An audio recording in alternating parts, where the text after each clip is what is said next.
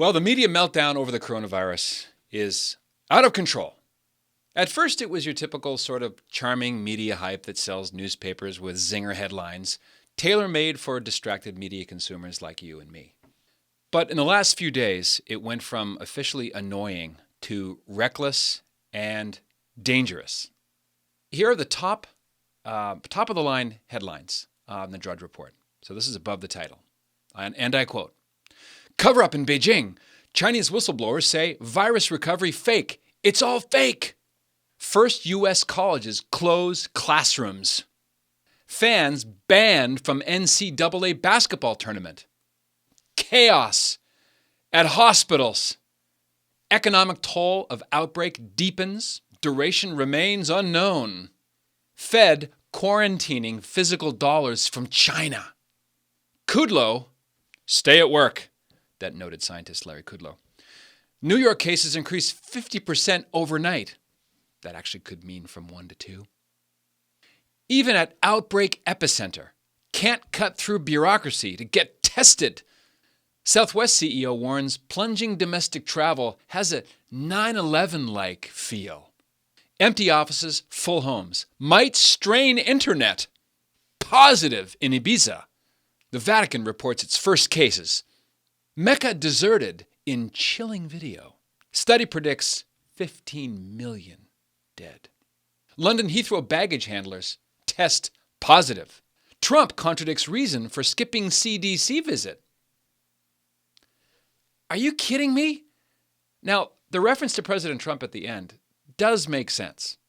Of all of this mess, now it starts to make a kind of sense. Because at this point, we have no way of establishing as a fact when something like this comes out of the blue and dominates the headlines in such an intense way that you have to wonder who's behind it and what other stories are being pushed off the front page to make room for this one.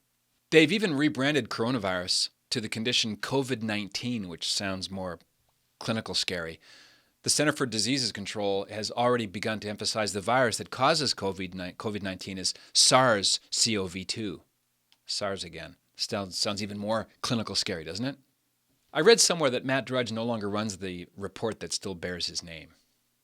But this is beyond ridiculous. This is light years ahead of clickbait. And Matt Drudge practically invented clickbait. Let's just call it the corona fear virus.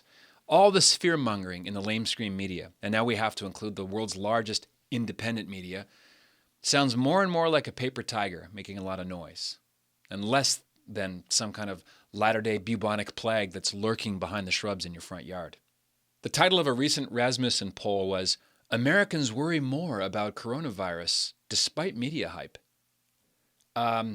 No, Rasmussen people, they worry because of the media hype.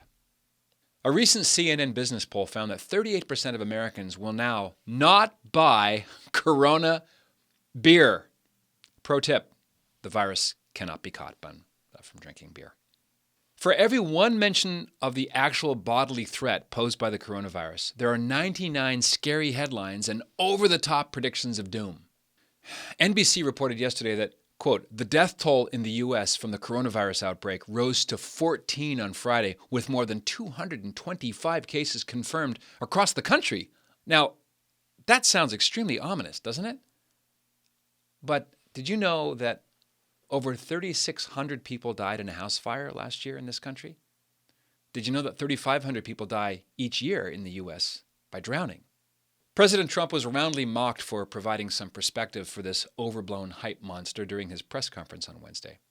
The president pointed out that old-fashioned Asian flu, the regular kind of constantly changing viruses that some of you take shots for every year, kills from 25,000 to 69,000 Americans a year.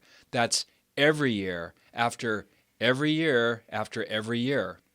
Sure, I could be wrong, but when it comes to the experts, the best predictor of the future is the past. And the experts were wrong about the coming ice age in the 70s. They were wrong about the population bomb in the 60s. They were wrong about heterosexual AIDS in the 90s. They were wrong about Ebola becoming the next global pandemic. They were wrong about the swine flu and the bird flu and the bovine flu and mad cow disease. And they were wrong about SARS and the West Nile virus And let's not forget Zika. Oh, and while we're at it, they were wrong about the killer African bees, too. As the French philosopher René Girard told us, human beings are imitation-based animals. We want what other people want. And in this case, we fear what other people fear. More to the point, we fear what the authorities tell us to fear. Fear can be the enemy of reason, but it's always the enemy of faith. Read my Apocalypse. Punch fear in the face. Sure, wash your hands. Stay away from Wuhan, China. Get plenty of rest, and consider taking the mask off of Fido. He'll thank you. And live your life. I'm Patrick Coffin. Subscribe to this channel. Click the like button. Love to hear your comments below. If you like what you hear and you want to hear more about the intersection of faith and culture, consider joining Coffin Nation.